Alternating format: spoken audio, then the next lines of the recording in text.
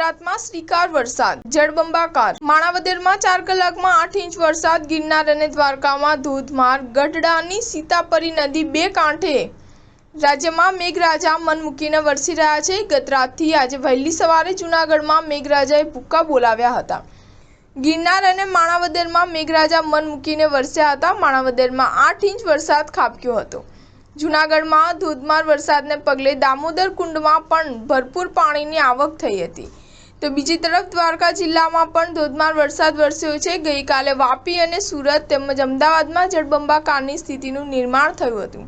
ત્યારે આજે પણ રાજ્યના અનેક જિલ્લામાં ભારે વરસાદની આગાહી છે। ત્યારે છેલ્લા 24 કલાકમાં રાજ્યના 241 તાલુકામાં વરસાદ વરસ્યો છે, જેમાં સૌથી વધુ સુરતના પલસાણમાં 8.5 ઇંચ વરસાદ, માણાવદરમાં પણ 8 ઇંચ વરસાદ વરસ્યો હતો।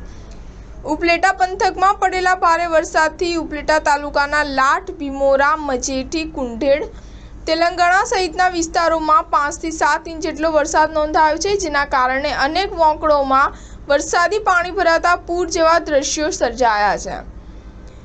તો સાથે જ શહેરી વિસ્તારોમાં પણ અનેક નીચાણવાળા વિસ્તારોમાં ઘૂંટણસમા પાણી ભરાયા છે। ઉલ્લેખનીય છે કે લાઠ ગામથી અન્ય ગામને જોડતા બેઠી ઢાબીના પુલ પર પાણી ફરી વળતા વાહન વ્યવહાર ખોરવાયો છે, જેના કારણે બસોને પણ થંભાવી દેવામાં આવી છે।